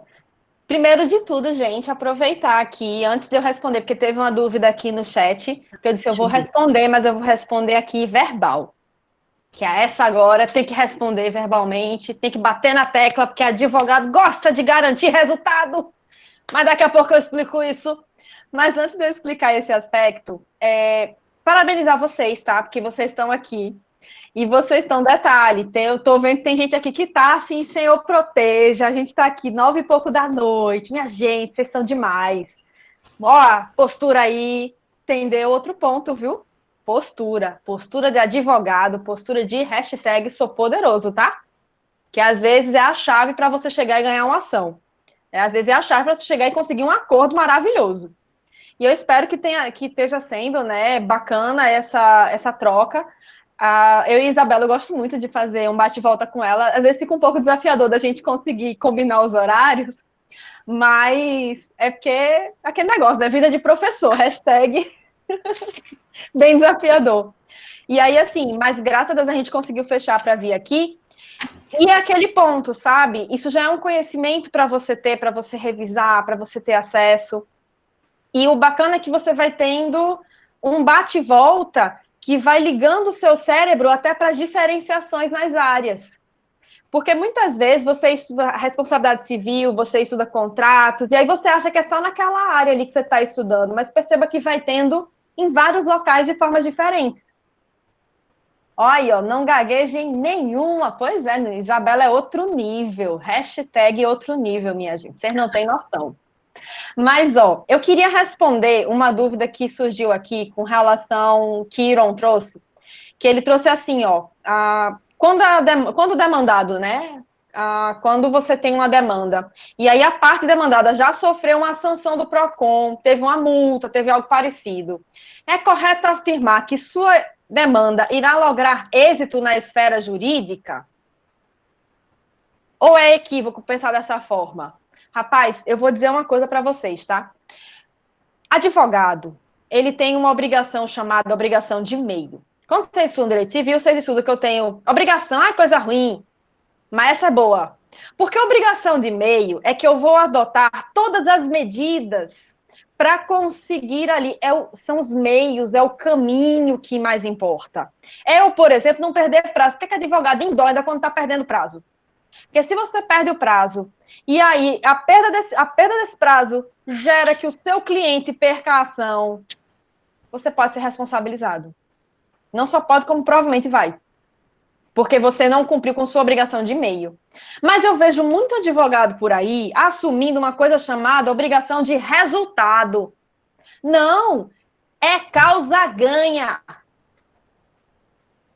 Minha gente, isso me dá um aperto no coração, me dá aquela dor. Bate aquele negócio. Porque sabe o que você está fazendo quando você diz para o seu cliente que a causa ganha? Que tem que dar o resultado. Se não ganhar a causa, você garantiu a ele que a causa ganha. Então você responde. Seu cliente pode chegar e exigir que você pague a ele o que não conseguiu. Aí o que acontece? A única ação, e inclusive eu já lanço agora para Iron aqui, vê, Iron, nesse caso, pode sim, a chance aumenta, mas não é 100%. Eu não tenho certeza de que a demanda vai dar certo. Vai que tem uma prescrição, vai que tem alguma outra coisa aí no meio do caminho, vai que acontece algo. Tem tanta coisa que pode acontecer num processo, tem tanta questão também de entendimento, às vezes o entendimento muda, inclusive, e por aí vai. Então, assim, se atentem com isso, tá? O que acontece? Sabe qual é a única certeza que eu dou para o meu cliente? O divórcio sai. É a única certeza. O divórcio sai. Por que o divórcio sai? Porque o divórcio sai se a outra parte quiser ou não quiser. Ah, doutora, mas meu ex, meu marido, minha esposa, não quer dar o divórcio. E tem que querer dar ou não querer dar o divórcio? Não tem que querer dar nada não, meu filho. Hashtag, se um não quer, dois não ficam. E o juiz vai dar o divórcio. Vai determinar o divórcio, vai ter lá a sentença decretando. Agora, como é que vai ficar quanto aos bens, quanto à guarda de menino, aí é outra história. Tomem cuidado com essa ideia de causa-ganha, tá? Não é porque na via administrativa, por exemplo, teve alguma multa aplicada, alguma coisa aplicada, que é causa-ganha. E lembre-se que ainda tem a possibilidade de você ter a sucumbência recíproca. Você tá ligado nisso? Que pode ser que você peça demais, por exemplo, o juiz dê de menos na sua indenização. Como é que você vai fazer na reparação civil? E aí você vai ter essa discussão, por exemplo, do quanto. Se você pediu 50 mil e o juiz só lhe deu 30, esses 20 aqui entra para a sucumbência do advogado da parte contrária. A menos que você esteja falando, por exemplo, de juizado, que aí não teria honorário sucumbenciar na primeira instância. Estão percebendo? Cuidado com isso, viu? Aluno meu não vai botar aí, pelo amor de Deus, a obrigação de resultado. É obrigação de meio. Diga aí. Só para colocar até uma causa prática que Irão perguntou, eu trabalho lá eu estava estagiando na Procuradoria, que a gente faz a fiscalização de cobrança de multas do PROCON. Uma das ações, a Caixa aqui de Piedade tomou uma multa por não pagamento do FGTS, do Fundo de Garantia. Só que ela tomou multa, tudo direitinho, só que no processo de pagamento de multa que a gente entra, ela conseguiu comprovar que ela não pagou o FGTS, porque o fundo não estava, o trabalhador não tinha, o empregador não tinha pago o FGTS para ela. A documentação não estava correta, entendeu? Então, ela foi responsabilizada por PROCON, Maria entrou com a ação e responsabilizou o empregador, entendeu? Perfeito, Guilherme. Olha aí um exemplo, inclusive, na prática, que pode acontecer. E aí você não sabe o que é que vai acontecer no decorrer até do processo, o que é que a outra parte vai conseguir comprovar. Se atentem a isso, viu? Não tem isso de causa-ganha, não, minha gente. Não tem. Você pode até internamente mentalizar, essa causa eu vou ganhar. Mas você, uma coisa é no seu interior. Quando você externaliza, lembra lá do crime, que vocês gostam muito lá de penal, não sei porque gosta tanto de penal, Isabela, sinceramente. Hashtag sou mais civil e sou mais administrativo também. Mas hashtag civil é melhor, Isabela, com todo respeito. Mas aí, assim, lembra lá de penal? Se você não externalizou, tá só na sua cabeça, ninguém nem sabe. É outra história. Mas aí você chega e externaliza, você assume uma obrigação de resultado. Cuidado com isso, tá? Vejo muito advogado iniciante cometendo esse equívoco. Até mesmo porque eu queria comentar era que o PROCON ele não é judiciário. Ele é igual ao Tribunal de Contas. Ele pode imprimir uma sanção, mas não é ele que vai decidir se a sanção vai ser aplicada ou não. A discussão está, inclusive, do TCU, que o TCU efetuou um bloqueio de bens, vai ser julgado amanhã pelo STF. Se ele realmente pode efetuar o bloqueio de bens ou ele não é um órgão jurisdicional para bloquear bens. Que aí já tem essa questão também, né? Porque como é na realidade, e aí vai vir essa discussão aí para ver. Bem interessante essa pontuação, Luiz Guilherme. É bom ficar atento aí para ver como é que vai ser isso aí. E aí, gente? O Tribunal de Contas ele é um órgão que não faz parte de nenhum dos poderes, né? Por mais que ele haja em auxílio ao Poder Legislativo, não faz parte de nenhum dos poderes. E o PROCON, tanto o PROCON quanto o Tribunal de Contas, eles até aplicam sanções, mas são sanções extrajudiciais. As decisões do PROCON, as decisões do Tribunal de Contas eram títulos executivos extrajudiciais. É bem interessante isso, trazido por Guilherme. Bacana. E aí, gente, vocês têm alguma dúvida ainda? Hashtag aproveitem, é agora. Olha aí, ó, professora Isabela, quero uma opinião sua, pode ser? Pode, só falar.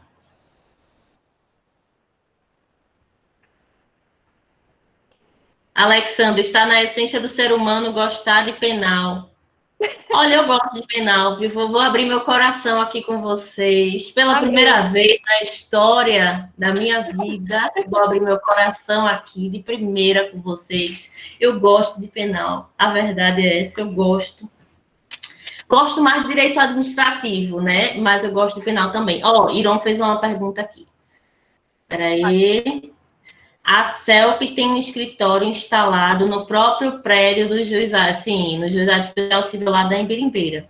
Em sua opinião, o fato desta aproximação, as demandas onde a CELP é parte ré ou demandada, as decisões jurídicas dos julgadores daqueles juizados não comprometem a segurança jurídica, ou pode-se pressupor uma decisão tendenciosa? Eu gostaria da sua opinião. Obrigada. Olha, Iron, somente pelo fato de ter um espaço lá para a CELP, na minha opinião, não fere a impessoalidade dos julgamentos ali nos juizados especiais, tá?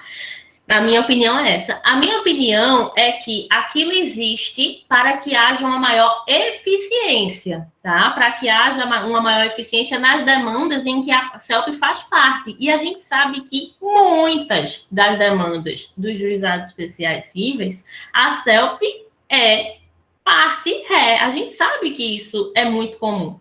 Então, a ideia de se ter ali um espaço para a CELP foi pensando na eficiência e não pensando em ferir a impessoalidade das decisões. Agora, a ideia é essa. Se talvez fere a impessoalidade, pode ser que sim, tá? Mas, teoricamente, isso não deveria acontecer. Pode ser que sim, em um juizado ou outro, haja decisões que não sejam tão impessoais assim por causa desta proximidade. Mas a ideia geral não é essa, tá? Maravilha. Corroboro, inclusive, viu? Inclusive, corroboro desse posicionamento. Eu já fui conciliadora lá na Justiça Federal e eu vislumbro isso também nesse mesmo viés de Isabela. Ajuda a facilitar, justamente, agilizar as questões e não nesse aspecto mais de ter algum viés de que o juiz poderia tender a uma das partes ou algo nesse sentido. Tem mais alguma dúvida, gente? Inclusive, tem aqui uns feedbacks bem bacanas, viu, Bela? Tô vendo, que bom, fico muito feliz. E aí, gente, tem mais alguma dúvida ou o silêncio implica em aceitação? Rapaz, a CELP não supera oi. Minha gente, olha o que certas empresas de telefonia têm de problemas e de multas. E, ó, se atentem também, tá? Porque tem uma listinha, vamos dizer, uma listinha negativa aí de certas empresas, que se essas empresas estão nessa listinha, você, inclusive, consegue aumentar aí, aplicar uma multa bem interessante que reverte para você, para o seu cliente consumidor. Acho muito bacana, inclusive, a gente vai falar mais sobre isso em uma aula posterior. Eu acho muito legal esse aspecto. Gosto muito desse artigo, inclusive. E aí, gente, alguma dúvida a mais? Tá tudo certo? A gente já pode encerrar? Na questão do INREIPS, a senhora falou que tem para seguir um valor, mais ou menos. E se eu conseguir comprovar que o dano que foi sofrido foi um valor substancial? Fui financiar um caminhão para minha empresa, só que meu nome estava sujo e uma cobrança indevida. Certo. Vê só, imagina o seguinte, Guilherme, eu tenho vários tipos de dano, né? Eu tenho dano material, eu tenho dano extrapatrimonial, que aí vai vir o dano moral, eu posso ter o dano estético, tem discussão até lá no Justiça do Trabalho, que também tem aqui no Direito Civil, mas eu não vislumbro muito do porquê de estar, que é o dano essencial, e por aí vai. Para mim, entra como dano moral mesmo. Mas, assim, é bem interessante esse viés, porque o que é que, na realidade, eu aconselhei, tá? Se você mostra, Guilherme, que você tem, por exemplo, um dano patrimonial decorrente daquilo ali, olha, você vai mostrar, você vai estar comprovando, não tá não? Imagina que por conta daquela conduta daquela pessoa jurídica, você está tendo um dano aqui material. Você comprova esse dano material. Sob o viés do dano moral, o que eu gosto muito de aconselhar os alunos é porque o que acontece? Às vezes o pessoal exagera no quantum, sabe? Da indenização que eles estão pedindo. E aí, nisso, você pode ter situações. Um ponto é quando é algo inédito, e aí você vai ponderar o quanto que dá para você pedir. Imagina que é uma situação inédita. Mas é uma situação que é corriqueira, e geralmente as situações do direito consumerista são bem corriqueiras, são bem comuns, tem inclusive demandas de massa.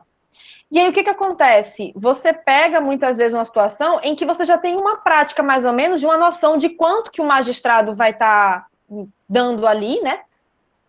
Falando extraoficialmente aqui, a título de dano moral, sabe? Tem certas demandas que, dependendo, costuma dar 3, 5, algumas dá para pedir mais. Então, assim, vai depender do caso.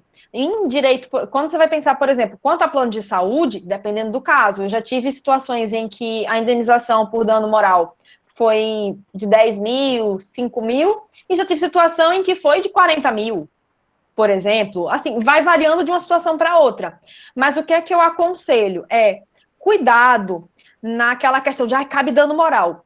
Só peça dano moral se realmente couber. No caso aqui do direito consumerista, você já vai ter a questão do dano moral em re ipsa, né? Comprova a conduta, e aí você já tem ali naquelas situações que a gente já abordou algumas delas, inclusive. Então, você vai ter o dano moral. Agora, cuidado no quanto, para não exagerar. E aí, nisso, você correr o risco de receber uma questão de honorários sucumbenciais aí recíprocos. Porque se você pede 50 mil, como eu falei, e o juiz só concede ali na decisão dele 20, 30, tem uma parte ali que a parte contrária ganhou, né? Conseguiu ali pelo menos deixar de perder. E aí nisso você vai ter a sucumbência recíproca. E seu cliente vai acabar tendo que pagar honorário sucumbencial para a parte contrária. Não sei se está dando para entender qual é a minha preocupação aqui também, sabe? E para você tomar essa cautela. Aí por que eu falo? Verifica como é que tá, quais são as decisões que já existem. Se tem casos semelhantes, busca embasar mais ou menos para estar por ali, sabe? Porque se você coloca muito acima, que aí tem um caso meu em que o que os magistrados costumam dar, e inclusive em decisões de tribunais, que eu verifiquei, era de 20 mil, 15 mil. Eu achei, o máximo que eu achei foi 20 mil. E a parte queria, por exemplo, pedir 60, 70 mil. Vê a diferença, sabe? Assim, eu expliquei, ó, não dá. Se a gente pedir tudo isso, a probabilidade é de que o magistrado não dê tudo isso. Não sei se ficou mais claro agora nessa questão. Não é que necessariamente você tem que botar aquela quantia, mas analise o caso a caso, que é para você não ter esse risco também, até de você ter depois, como advogado, sendo responsabilizado. Deu para compreender. Então, quer dizer que se eu for financiar o caminhão, não é dano moral, é um dano material. Se você tem, por exemplo, você ia financiar o caminhão, ou então, digamos que você comprova que você, por exemplo, deixou de ganhar algo, lucro cessante, sabe? Você vai comprovar isso. Agora, porque imagina a seguinte situação, eu tenho um acidente de consumo, eu tenho alguma situação em que, por exemplo, eu tenho um fato de produto em que tive aquele produto que eu utilizei causou prejuízo e eu não pude trabalhar.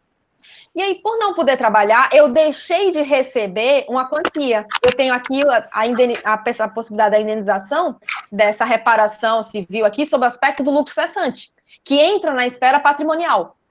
Mas eu tenho também questão, às vezes, talvez estética. Imagina que eu fiquei cheia de cicatriz. Então, aí eu vou ter um dano estético. E eu tenho ainda também a possibilidade de um dano moral. Eles se complementam, sabe? Um não exclui o outro, mas você vai ter que ver o que é que cabe, o que é que não cabe. Pode acumular, eles são acumuláveis. E aí, assim, é aquele ponto. Nessa situação do caminhão, do financiamento, você teve financiamento negado. Isso aí já entra aí um dano moral, não entra?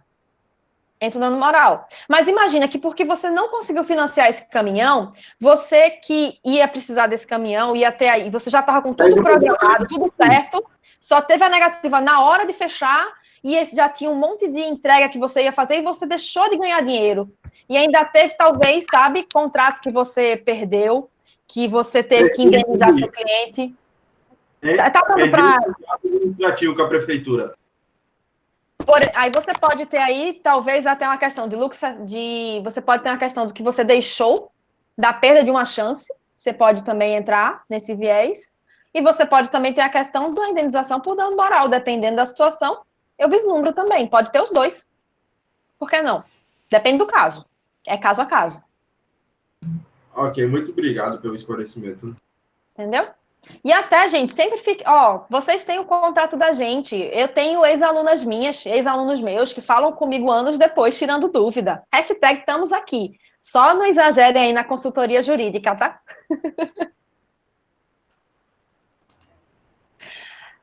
Tem algo mais que a gente possa ajudar, minha gente? Tá tudo certinho. Isabela, só tem a agradecer, viu? Por você estar aqui com a gente. Foi maravilhoso, pelo menos assim, aprendi ainda mais coisa de administrativo. Toda vez que eu encontro contigo, eu aprendo mais. Acho ótimo. Que aí até você falou... Gente, eu queria aproveitar esse momento para agradecer a todos vocês aqui pelo tempo, né? Ficamos até 9h30 da noite, pelo tempo aqui que vocês utilizaram para nos prestigiar, para estar presentes aqui. Eu espero de verdade que esse nosso momento tenha acrescentado em algum conhecimento para vocês. Espero ter esclarecido aspectos do direito administrativo no tocante a contratos administrativos e fazer vocês relembrarem, fazer vocês aprenderem algo que não tinham visto anteriormente. Enfim, muito obrigada, tá, pelo convite, Lu, muito obrigada pela presença de vocês. No meu Instagram profissional, que é o profa.isabelagalvão, eu estou sempre postando informações de direito administrativo, dicas para tentar, de alguma forma, facilitar o conhecimento e desmistificar essa ideia de que o direito administrativo é complicado, tá? Eu estou sempre postando dicas fáceis, dicas diretas, rápidas, e, ao mesmo tempo, dicas que vão, de alguma forma, te ajudar a fixar o conhecimento para fazer uma prova de concurso público, uma prova do exame de ordem, por exemplo, né? Que daqui a um tempo vocês vão se submeter a algumas dessas provas, tá bom? Quero muito agradecer, dizer que eu estou muito feliz, que foi uma noite muito boa para mim, uma noite de aula, uma noite de palestra, uma noite de troca de conhecimentos, é sempre muito bom. Aprendi direito civil, como sempre aprendo, direito do consumidor também, né? Aula específica, direito civil, direito do consumidor, como sempre aprendo quando eu estou junto de Lu. Então, a partir do momento que a gente vai se especializando em um ou dois ramos do direito, que no meu caso é direito público, constitucional e administrativo, a gente vai se distanciando das outras áreas e é sempre bom a gente ter esse contato. Então, foi uma noite de aprendizado para mim também. Gostei demais da participação, da interação de vocês. Me ponho à disposição para tirar dúvidas através do meu Instagram. Caso surja dúvida depois, eita, Isabela, surgiu essa dúvida, e agora o que é que eu faço? Só perguntar lá no Instagram, que eu estou sempre disponível para tirar dúvidas de vocês, tá bom? Gente, foi ótimo, viu, estar com todos vocês. Bela, muito obrigada mais uma vez. Foi ótimo revê-la, ainda que pela tela. E, gente, ó, hashtag até dá certo, tá? Não desistam, continuem estudando. E é aquele ponto que você não sabe hoje é só porque você não aprendeu ainda. E o que você ainda não conseguiu alcançar é porque ainda não deu certo. E vai dar certo. Vamos fazer até uma foto com o pessoal que quiser. Vamos fazer uma foto, gente? Vamos. Quem quiser aí, coloca a câmera. Deixa eu ver até aqui como é que eu consigo fazer. Para você aparecer, não é? Para eu aparecer, eu não consigo, não, viu? Mas eu tô tentando ver como é que eu faço, porque eu não consigo, eu fico sem conseguir mudar o pessoal. Até teve um aluno que buscou me ensinar como é que fazia, mas eu não aprendi mesmo. Eu tô tirando uma selfie com vocês. Não sei se vocês estão vendo, mas eu tô tirando uma selfie, tá? Todo mundo sorrindo. Pronto. Gente, eu realmente preciso aprender a colocar aqui para aparecer o pessoal todo, que realmente eu não sei mexer direito aqui no Zoom. Eu sei mexer no Zoom, mas eu não sei mexer direito aqui no Meet ainda, e o que eu mais uso é o Meet. Dá para acreditar nisso?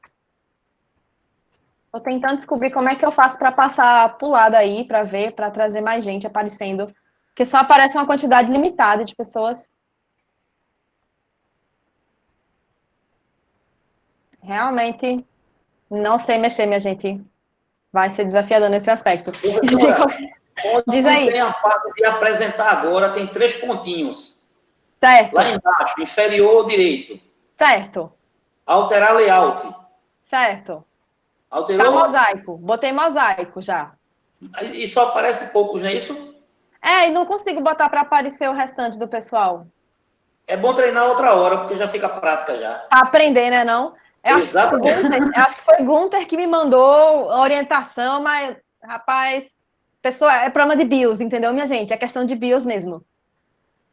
Né? É questão da professora mesmo. Se alguém souber até, depois me ensina, por favor. Olha, Iron, meu computador é da década de 90, ainda não tinha câmera. Rapaz, da década de 90, esse computador ainda tá aguentando. É do bom, viu? Olha aí, firme e forte, é do bom. É do bom. Quando se formar e for meu sócio, vai comprar um Mac. Primeiro Alterar mês. mosaico. Como é que faz para alterar mosaico? Alguma hora eu aprendo. Paciência. Gente, de qualquer forma, só agradeço a todos, tá, por estarem aqui. Espero que tenha sido produtivo para vocês, como foi pra gente. E assim, qualquer dúvida, vocês já têm também o Instagram de Isabela. A intenção também foi de que vocês a conhecessem e já pudessem ter esse acesso a ela, que é professora que eu conheço, já acompanho o trabalho dela e super recomendo. Ótimo, ainda bem que foi produtivo, Iron. Maravilha.